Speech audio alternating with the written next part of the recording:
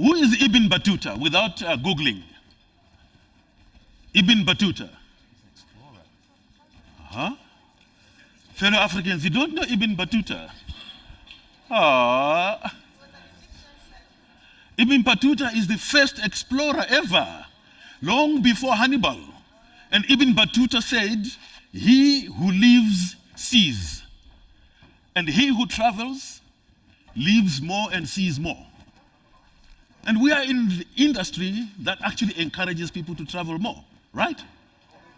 So, fellow Africans, today I don't want you to talk about elephants in the room because elephants belong to the zoo. But let me start by explaining one thing to you. So, we hear about this story called SATAM, Single Africa Air Transport Market. Always reminds me of the story of a teacher who was teaching blind students. So he took them to the zoo and said, we are going to have a look at an elephant. So how do blind people see? Touch of hands. So they go to the zoo. Here's the elephant, and everybody is touching the elephant. Very excited students. Let's go back to the classroom. Students, what does an elephant look like? Those that have touched the tummy of the elephant, like my tummy, said the elephant looks like a wall. And those that have touched the ear said the elephant looks like a blanket. And those that have touched the tail says the elephant looks like a snake. And so forth it went. And it's the same thing, Madam Adefunke Adeyemi. People do not understand this animal called Satam. And I'm not here to talk to you about Satam. I'm here to talk to you about strategy. So I see a number of people with MBAs here. What is the difference between efficiency and effectiveness? While the MBAs are still thinking about it, let me call my panelists because they are getting excited. So, Dominique Dumas. Dominique Dumas is a guy who needs no further introduction because Dominique is the guy who brings us the ATRs. Dominique, come over, my man. And while Dominique is coming, where is Alan? Alan is gone? He's coming back? He's on the phone. Did you see the picture of Alan here? I think that's photoshopping, yeah? It can't be him. Please sit. He reminded me of Obama. 5 years into the presidency, Obama had gray hair. Look at Alan, he has lost so much weight in only 4 years in the job. Okay, let's call upon Joep Ellers from Airbus Africa. Joep, you don't need any introduction.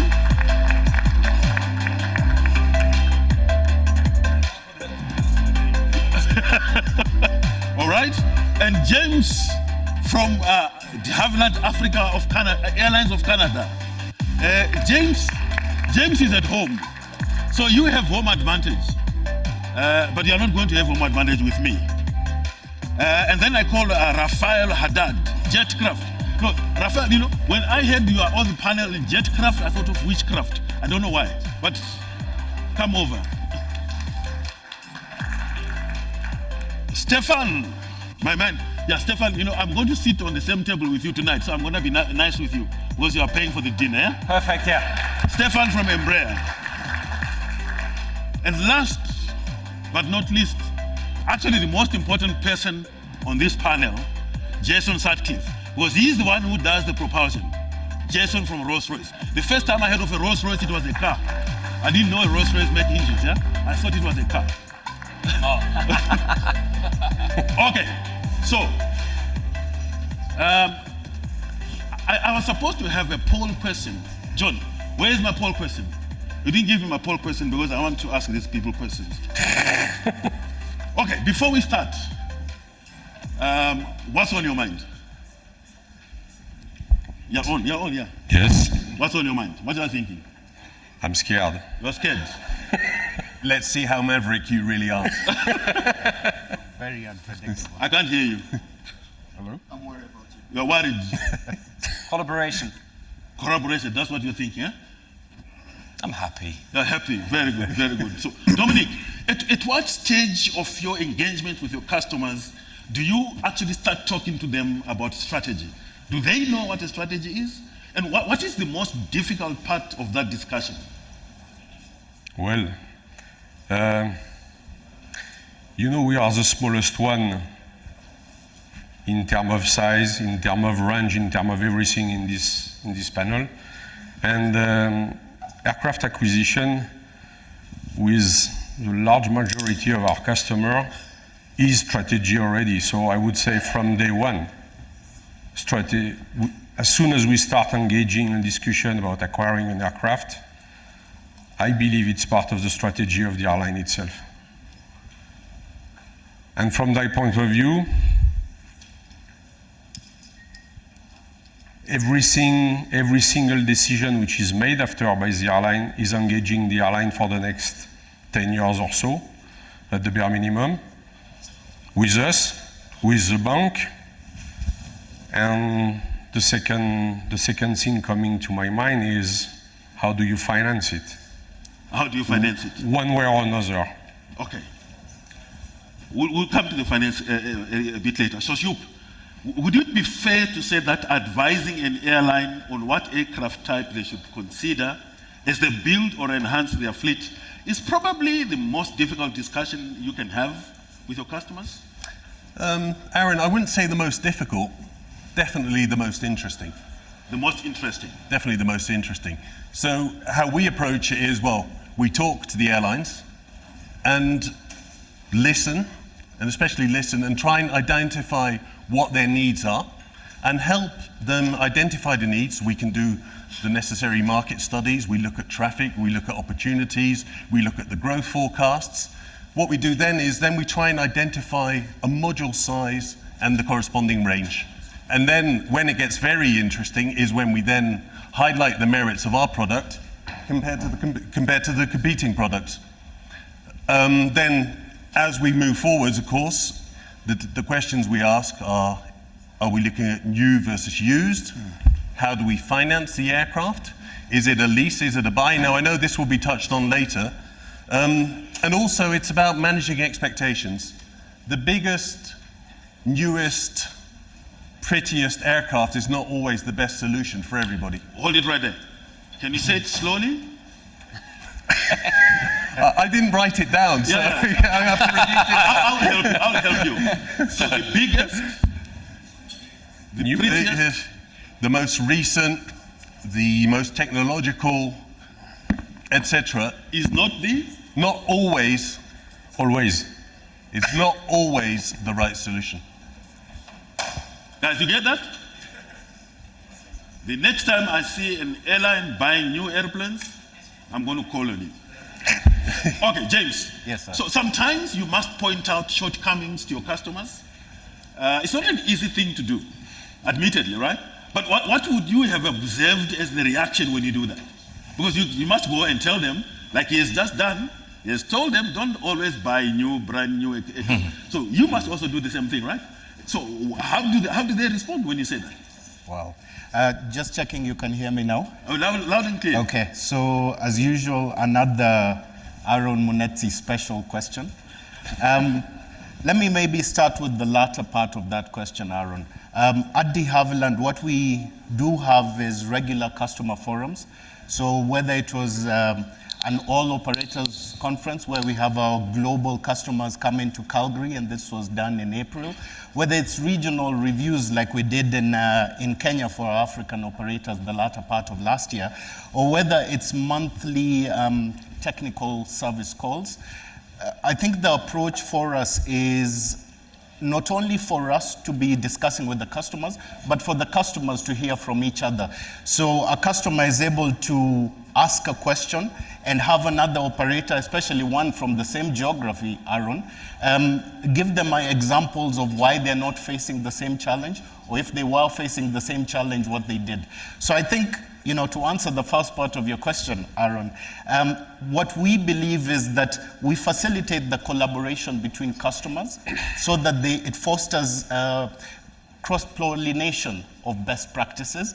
And with our supervision, we are able then So you are to hitting point me out with this the cross-pollination shortcomings. story. This is MBA stuff now. How do you make sure that these customers actually believe you?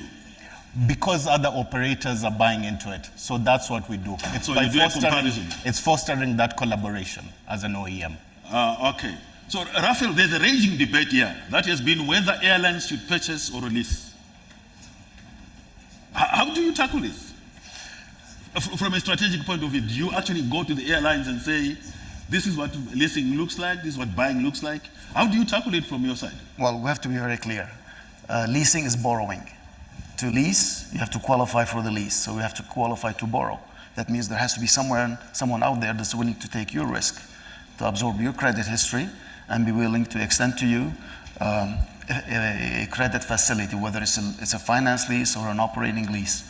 So that's what it is. Buying is really you're relying on yourself. Okay, you're using your own cash. Now you can do a mortgage, then you're relying on your own bank instead of having another lessor taking it on his balance sheet. Has there ever been a time when you told your customer, don't buy lease? Oh yes. And how do they take it? Oh yes, well, remember, buying has its benefit. Basically, you're putting an asset on your balance sheet, it gives you strength, and when you have a strong balance sheet, you can go ahead and borrow. And you can either borrow to do a debt financing, or you can lease, which is another type of borrowing. So, Raphael, Stephan, an intriguing consideration on the African continent is always whether to go big aeroplanes or small aeroplanes. And from where you are, does that place a big responsibility on you in order to develop a relationship with a customer who is already thinking big or thinking small? How do you navigate that? I think you navigate that on a day-to-day business and day-to-day basis with working together with the airlines, reviewing strategy. Where's the airline coming from? Where are they today? Where do they want to go to?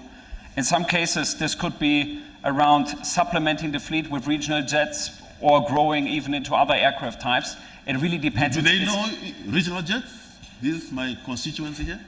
I think out of the audience here today, there's a lot of operators on the regional jet platforms today. Okay. And I think that brings all of us here to talk about connectivity, right? So I think in terms of the African context, and I think we saw this morning, there's a lack of connectivity, right? And I think that's what we need to focus on. For airlines, build the niche, smaller aircraft, try to work around financial sustainability. I have allowed him to say that because he's paying for dinner, right?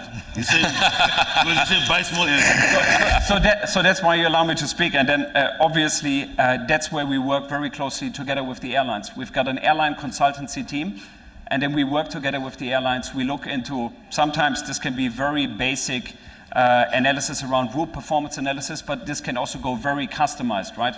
So some of the airlines we work with, we design their future fleet and network strategies on the basis of 5 to 10 year plans. And I think that's one of the key elements of working very closely with the airlines. Okay, so Jason, these are supposed to be all your customers. I'm sure they are, right? Two are. Two of them. Two. That's low. We will work on the other two, don't worry. So engines are a critical part of the airframe, of the mainframe, right? So from your point of view, how do you get into the discussion with your customers as to whether they should get, when they are selling their aircraft, are you there when they do the pitch? Do you tell them what to do with your engines? How do you get involved in this discussion? So I think first of all, we need to understand that obviously without the airframers, we've just got a really expensive chunk of metal, and without us, they've got a glider, right? So we need each other.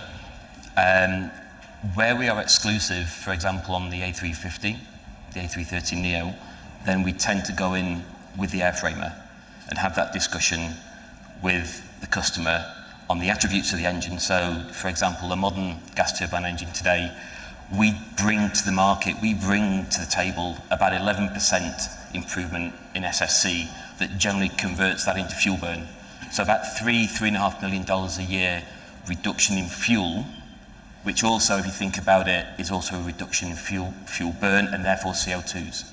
So that's what we bring to the table. So yes, we go with our partners, Airbus, Embraer on the 145s as well. We've sometimes worked together as well. But obviously our main goal is the services, to tell and to talk about the services to customers, because that's where we make the money. The airframer will make their money as soon as the keys are handed over, the money drops in the bank, job done. For us, it's a long-term relationship with the airline. in order, because generally we make a loss on these engines when they go out the door, and we gain it back over time. So our business model aligns to a lessor, okay? So yes, for new wide-body aircraft, we'll go in with the airframer. However, there's a multitude of 777s, 330s, especially the 330s, Embraer 145s out there, that if I can go and get those flying and turning and burning and get a service contract on them, then that's money straight away in our pocket, okay? So there's two ways. I go looking for customers that are looking to fly and operate used airplanes, but also support and partner with our airframers as well. Has anyone ever accused you of being the sly guy who sends the soldiers into the... Then you come at the back? Because I can see what you're trying to do here. I can see what you're trying to do here, Jason. But I think that's important. But anyway, so I think with this kind of discussion, maybe we need to get these guys involved, right? So I want to ask you guys, so what tells you that an airline is well advised by their suppliers? How do you figure out that this airline is actually very well advised by their suppliers? And I know you're going to rush and all want to answer. I'm going to pick and choose who's going to answer that first question. And Aki, I can see you are very nervous there. I'm not going to ask you.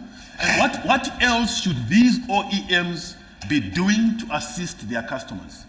And I know everyone here has got an answer to that. So I'm going to choose people who are going to answer these two questions. Unless if you want to volunteer, because I can see Aki is eager to. You don't want to volunteer? I will volunteer you, don't worry. Oh, no, you're on the stage already, don't worry. Where's the microphone? I want to volunteer people to answer this question for me. Very good, well done. Just to make sure people are listening to me, Panja, first question. What tells you that an airline is well advised by their suppliers? Pick the wrong person there.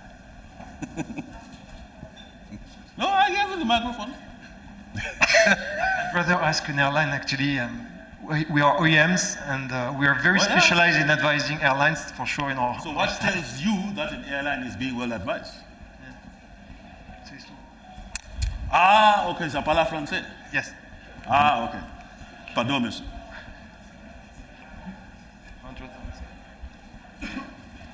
Everyone's paying attention now. Definitely. That's how I do my stuff, you know. I told you I'm a maverick. And the way you're smiling at me is like you want to give me an answer. Go for it. What tells you that an airline is well advised? Okay, well, I've just walked in, but I'll give it a try. Well, the way you're holding the mic is you're going to rap, eh? Okay, quick. Okay, it borders on the strategic objectives that they make in terms of operations and in terms of investment. Did you hear? Strategic objectives that they make. I told you I'm so active, you never catch up with me. That's my problem. And you did not believe me. You want to give it a try? I'm gender equal, so? Have a go. Have a go. What else should these OEMs be doing to assist their customers? Providing as much data as possible. As much data? They're in a good position to provide data, and that's what airlines need. Right, fantastic. Agree. Guys, where do you get the data from? If I may answer from an Embraer point of view, we get the data from all of the big data suppliers. So if we talk about market data, passenger flows, we use, for instance, Sabre market data, we use PAX-IS, and I fully agree. It's all about the big data, getting the data right. And then next to the market data, of course, and I think Joep alluded to that, you need to put that into comparison with how the aircraft then operate on designed route networks, right? And that's ultimately the fundamentals on how we as an OEM can support the airlines on working on fleet and network plans. And the drive and the target must be financial sustainability, right? I don't think it's about flying the longest route or flying the most beautiful cabin. I think at the end of the day, it needs to come down to, this is a very capital-intense industry, and at the end of the day, today it's loss-making. So we got to work, we got to bring the data together, the OEM solution, and then let the airline outperform and make money. Park it right there. Raphael. So yes, are you noticing any trends in terms of What aircraft type is in demand, and why is that particular aircraft in demand? It's very, very obvious that right now, narrow body is in a huge demand. Actually, if you want to go and find a narrow body on the market as a midlife aircraft, you can't find any. If you find one, let me know, I'll buy it. The narrow body manufacturers also are like their backlog is 3-4 years down the road. So the biggest, because of after the pandemic, the initial start of the market was in domestic services and regional services.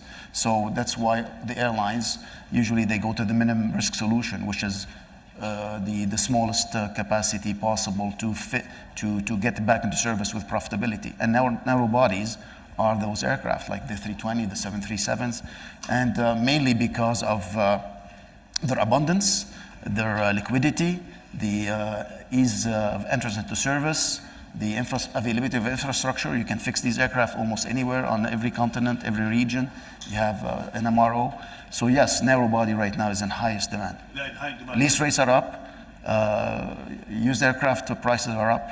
So the aircraft that used to sell, I'm just going to give a ballpark, that used to sell at $16 million pre-pandemic, now selling at 20. So yes, it's a very solid market. So a further question for you is, how have you helped your customers to source and actually get the aircraft? Well, because we are totally agnostic, we work with all the products on, whether it's all of these OEMs. So we buy inventory, we buy totally from every manufacturer, and we buy fleets of used aircraft. And we have expertise and we have experience. So we recommend to the airline the aircraft that best fit their fleet. So we see, what does he need? Does he need a regional aircraft? Does he need a regional jet, a turboprop, a narrow body, a wide body? I'm intrigued by this when you ask these questions. Do they actually listen to you? Yes, they do, because we rely on data. And they yes, want they do. brand new aircraft. Sorry? They want brand new aircraft. No, we don't. We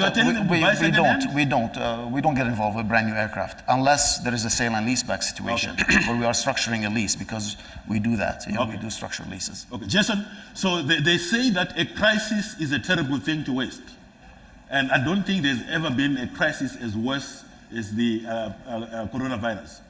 What lessons have your customers learned? I think the big one was engine preservation. Preservation of the engines during that time. Obviously, the downtime, the aircraft were on the ground for a long period of time. If they're not preserved properly, they're going to sit on the bearings. Then when you bring them back into service, the bearings are going to go and things like that. So you've got to really preserve your engines properly.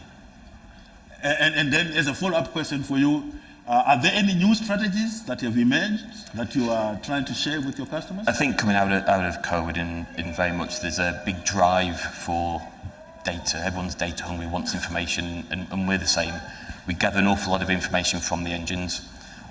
What we do with it, quite often, we have digital twins of the engines, so we understand what the engine's doing on the ground while the actual aircraft's airborne, but also helping our customers reduce cost as well.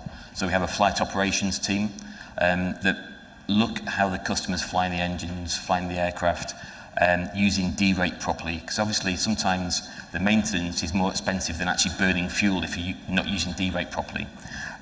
So we go into the airlines and talk to the pilots on how to manage that properly. Because obviously, I mean, I'm an ex-military guy, so you go to some airlines and they've got, some ex-fighter pilot in there who's want to fly his jet at full max chat all the time, right? It's not doing the engines any good, even though it's a nice power play. Don't do it. Use your D-rate, save your airline money. So we have some pilots in the room. I hope they are listening to you, because they tend to be kamikazes, these guys. They want to put foot down, right? Joep, does sustainability come up in your conversations with your customers? Is it something that they are saying about because it's a nice to have, or is it actually a matter of survival? Well, as we saw on the previous panel, it is a very hot topic. It's a nice topic? A hot topic. A hot topic. It's everybody's concern. We saw, the industry target is carbon neutral by 2050 across the entire industry. Now, we saw, interestingly, in the poll, we saw that most people believe that new technology aircraft are a solution. And yes, they are. Right now, a lot of the carriers are still operating previous generation aircraft. By switching to the latest generation aircraft, be it from myself, be it from the competitors, we're immediately reducing the carbon emissions by 25%. So that's one of the solutions we have in the short term, is switching to new generation aircraft. We also mentioned the operational efficiency, doing better with aircraft than what we're doing today in terms of the ATC. Every little bit helps. One engine taxi cuts down on emissions as well. But the path, so SAF, we've spoken a lot about SAF. Airbus has taken the commitment to be sure that by 2030, all our aircraft will be 100% SAF compatible. Right now, we're still using blended SAF. More and more, we're delivering aircraft from our assembly lines with already SAF. Recently, Egyptair A321neo delivered from our factory with 34% blended SAF. Like we say, every little bit helps, but there's quite a lot of work to be done until we get to 2050. That's brilliant. 2030, we are going to be neutral. No. 2030, all our aircraft will have SAF, will be fully SAF compatible. Okay, great. Just to add on to that, all our engines by the end of this year are going to be capable of 100% SAF. By? End of this year, to help the airframers reach that target. Wonderful, wonderful. So James, let's bring this to the continent, yeah? Okay. SAF compatibility and all these things. But we have this thing that we need to talk about. Okay. The single Africa air transport market. How have you helped your clients as an OEM to develop new routes? Because we are in Kenya, I would say new routes. If I was somewhere, I would say new routes. Okay. And how have you helped them to develop new routes and so that they can at least develop or enhance their footprint? Okay, so that's a really good and pertinent question. I know. One of the things we love doing is always giving a few tidbits about the performance and demystifying the turboprop, the Dash 8 400. And one of the things that the Dash 8 400 can do is fly on average up until 1,100 nautical miles. So like a 4-hour sector, right? So you saw before COVID, Ethiopian Airlines used the Dash 8 400 to build up and stimulate traffic on the Addis Dar es Salaam route. And since then, we've seen quite a number of innovative plays. So our friends at Jambojet, Karanja is here, the CEO. During COVID, not only did they open a new hub, but they've also actually opened a new route, which is Goma. And that's, pushing the boundaries of what turboprops are perceived to do. I believe our good friends at TAG, and Eduardo is here, they have a route from Luanda to Lubengo, which is a 1.5-hour route. So you're seeing more and more, and I think it was mentioned here, especially from the onset or when we started flying after COVID, people were looking, as Raphael had mentioned, at the most cost-efficient way to start flying again. And that's what we're seeing. And not only that, Aaron, what we are also helping is during COVID, there was a lot of demand still for movement of medical goods and the PPEs. And so one of the global people who got into our solution during COVID for the flexible cargo to passengers configuration was actually an operator based in Kenya, but with 12 aircraft across the continent. So we're seeing innovative moves by the Dash 8 operators to connect not only passengers, but cargo domestically and regionally, and they're actually doing the building blocks of building Saturn as the countries come along. Okay, since you are answering my question in a MBA-ish manner, let me help you.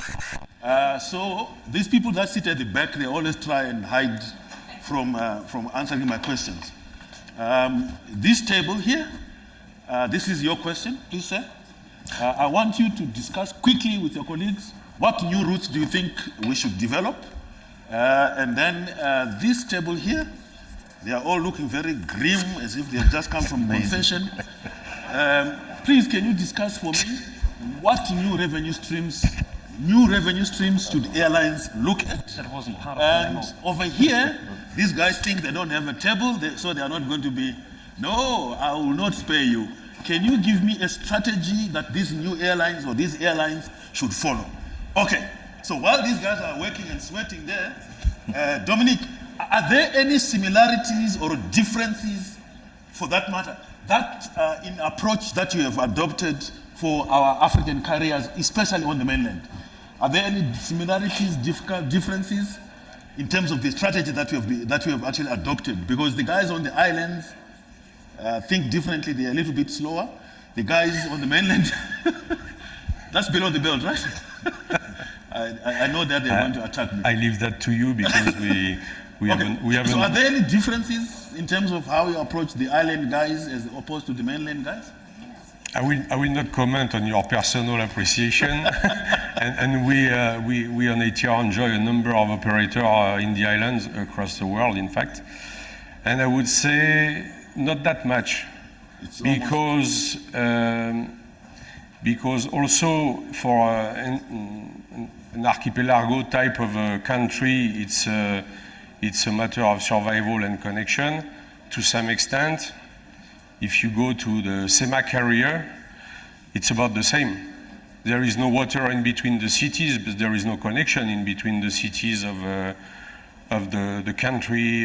For instance, in this region, I've been working a lot on the network in this region. That's the reason why I'm quoting the example, out of Libreville, out of Gabon, out of Congo or RDC. Mm-hmm. It's about the same. When you want to go to a secondary city, it's a bit like crossing a river or crossing a big lake or whatever. There is no alternatives. We are, by nature, most of our operators are focused on providing a connection, installing the connectivity, and it has been an advantage to some extent during the crisis as well, because this is really essential service. And for some reason, even when the borders were closed, there was still internal traffic, inside the countries, for all the reasons which have been mentioned by James as well, providing really essential service, medicals, medevac, and all the things that we all are facing during our life. Visiting your grandfather, going to the hospital on the other side of the country, and someplace. Either you take an ATR or even a competitor aircraft, it works as well, and it takes you 1 hour. Otherwise, it's a 1 day, 2 days trip. Okay. From that point of view, I don't see much of a difference. So they're almost the same, yeah. Right? So before these guys run away, are you ready? My questions, are you ready? Which table is ready? Go for it. You see, I'm giving you a moment of brilliance here. Show them. Thank you, Aaron. So we've been exchanging a little bit on our experience traveling across Africa. And I highlighted one of my recent experiences traveling from Nigeria to Cameroon, which is really cross-border. I wanted to fly from Lagos to Douala, and I had no flight at all. So we believe there is room for new routes on let's say, sub-regional flights. I know that East Africa, you guys have more offer in terms of regional flights, but in Central Africa, in West Africa, there is a lack of offer for regional flights. We have the example of Sky. They are doing a great job, but we need more airlines like Sky connecting regionally. Are you looking for a job at Sky? No. So this is one example. So my colleague had an example as well, trying to connect from Abidjan to Nairobi and this type of example, and it was also very challenging. What we see is that we have offer to connect from West Africa to East Africa, to go to the hub, to go to Addis or to Nairobi, but in the middle there is nothing. There is at least not as much as the market is expecting. So that's our contribution. We believe there is a room for new routes in the regional routes. Yeah. Well done. Give him a round of applause.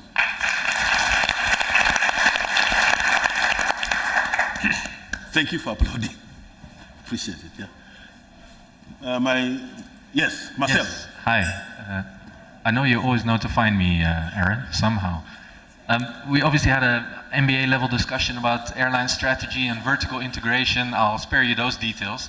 But the one suggestion we want to make is vertical integration, actually investing in SAF production. for airlines to secure reasonably priced supply of SAF for themselves, insulate themselves from shocks, and create an additional revenue stream. So the airlines themselves must actually invest in the production of SAF. Exactly. Where do you think they're getting the money from? They're losing money as it were. I'd be happy to consult to the airlines on that. Let's discuss it last time. Yes. Thank you. We have 3 strategies.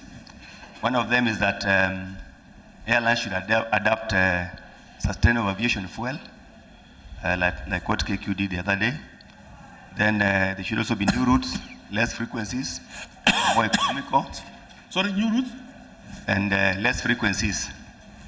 Lastly, then they should involve experts in decision making. Thank you. Experts, experts or expatriates? Experts. Experts, okay. Yes. Okay. You also deserve a round of applause. So Stephan, from my constituency here, you can see there's already a shift towards SAF. But from your side, profit, caution, and growth. Profit, caution, and growth. This must be part of the vocabulary of the surviving airlines. Absolutely. So how do you, from where you are, what are you advising your customers to focus on first? Do they focus on profit? Do they focus on caution? Or do they focus on growth?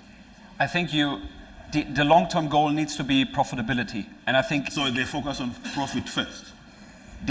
That's the long-term goal, but they need to move there in a cautious way, right? I think they need to move there sustainably by making it ultimately, because it's a very difficult environment and it's highly competitive. And I think one of the main comments that we just heard from the colleague, given a real-life example around connectivity, I think at the end of the day, that's what it's all about, right? Intra-Africa, only around 10% of the traffic right now, all of African traffic is intra-regional. And this morning we listened to Daniel, and if you think about it as part of a meal, the ingredients that we have in Africa, they're fantastic. Very strong population growth. We have the youngest population globally at an average age of 18 years. But at the same time, I think we pointed out that there's a lack of trade on the continent. If there's no flights, there's not going to be any trade. There's not going to be any tourism. So trying to circle it back to your question, what we discuss with the airlines is around what is the right way for them to expand their networks in a profitable way. So I think that's where a lot of the focus is going right now. And just to give you a few examples, during the pandemic, Airpeace, one of our customers with the E2 in Nigeria, they have a service from Nigeria into Johannesburg, and they've been operating this on a wide-body aircraft. So one of the examples we had is these guys shifting capacity and operating that flight on a smaller aircraft, which obviously is a lot more cost-effective. And I think next to investing into next generation technology, which is going to support us around reaching our CO2 targets that we have, a very simple way is around right sizing. Smaller aircraft, less cost, less fuel burn, that's a direct driver around the CO2. Is that profit or growth now? That's both, because if you have the right-sized aircraft that is going to cost less to operate on a route, that builds into your bottom line profitability of the airline, and that allows you to grow. You cannot grow if you not have money in your bank account, right? I would say that's a pretty simple statement to make. Okay, because you remember the headline of our discussion is revenue streams during and after the pandemic. So revenue then comes into the profitability. I get Absolutely. you. I get you.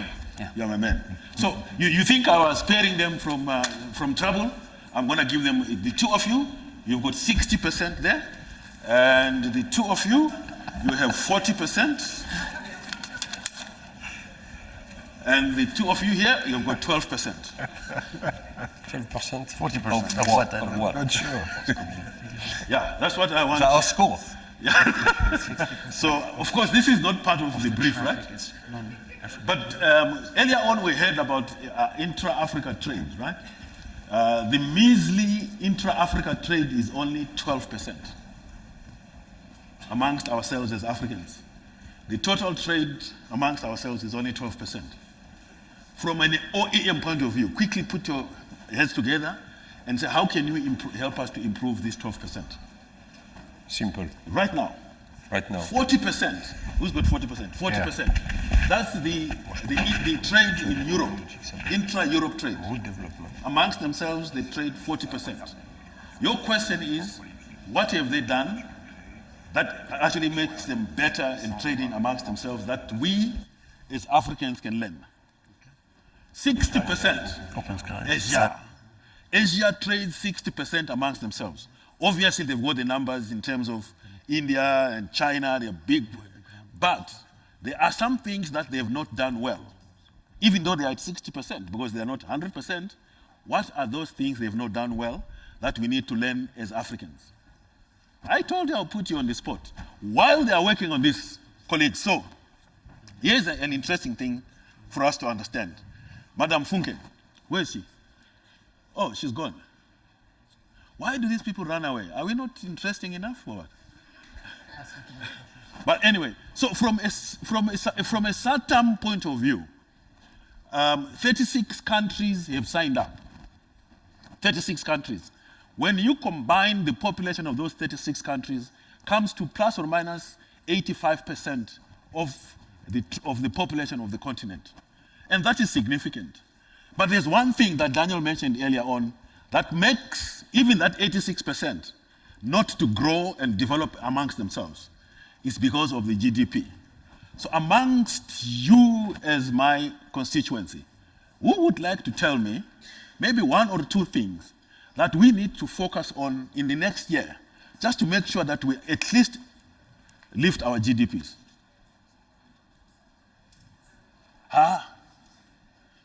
Shall I repeat that question? And that could be applied here. The constituency, Maureen, I'm not asking you, I'm just saying, you see my constituency now, they're very quiet now. They are saying, hey, when is this guy going to finish his moderation? I'm not done with you yet. I still have 15 minutes. That means there are more questions to come. But I'm on stage. You don't even have the mic. I can see it. I'm just threatening them, that's all. Okay, anyone wants to take a hazard? Captain Kibe, you want to take a hazard guess? What can we do to improve our GDP? I know I put you on the spot, don't worry. These guys are ready now. No. Oh, you want? Go for it. Implement SATAM. Implement SATAM, it will improve the GDP. GDP of Africa. But one of the reasons... Every country. One of the reasons why we don't travel that much is because we don't have disposable income, because our GDPs are low. So how do we increase the GDP so that we can have disposable income, so that we can travel more? That's my question. But anyway, who's ready here? 40, 60, 12. Who's ready? We're ready. You're ready? Yes. Ready as well. Go for it. Well, you are what, 40%? 40. Yes, okay. 40%. What have these guys done? So for basically why Europe is so open and has more 40% intra-trade is because they have connectivity in terms of rail, roads, and skies. The other thing, there's less government interference. It's really open economies. They're regulated, but not on a trade side. So as a European, they're very much of an open economy.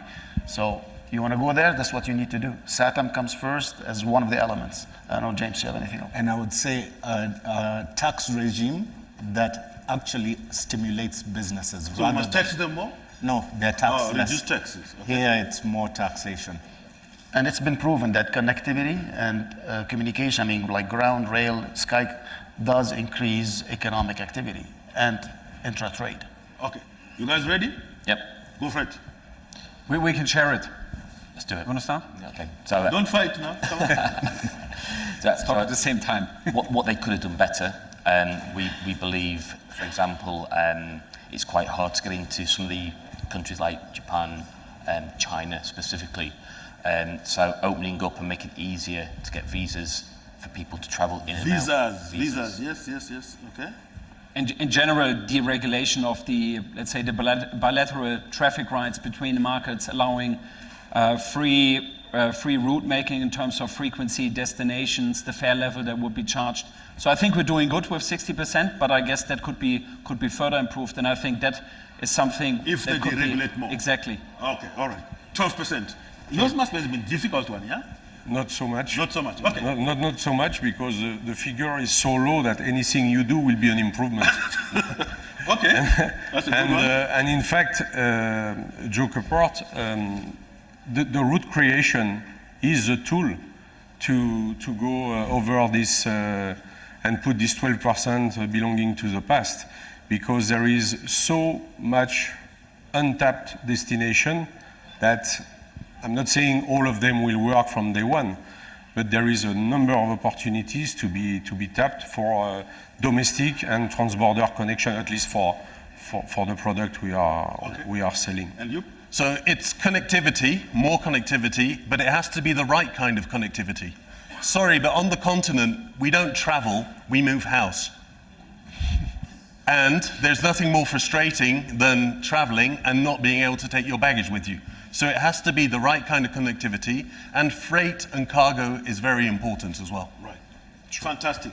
And one last point, sorry, Raphael, Airbus doesn't do narrow bodies, we only do single aisles. Okay.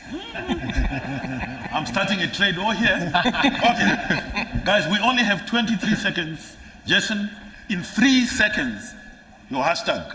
What do you want these guys to take home as Embrace technology. Embrace technology. Stephan? Create a niche, build a niche. Create a niche, build a niche. Raphael? Open up to yourselves. Open up yourselves. There's a great opportunity in inter-Africa trade. Great opportunity in inter-Africa. You? Just do it. Just Stop do the it. talk, let's do it. Stop the talk and do it.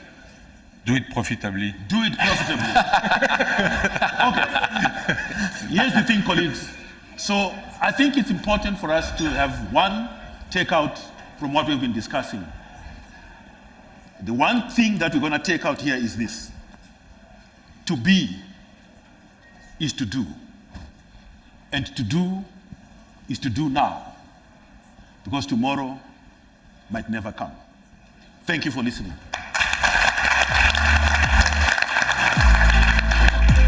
Thank you so much. Thank you. Amazing panel. Thank you so much.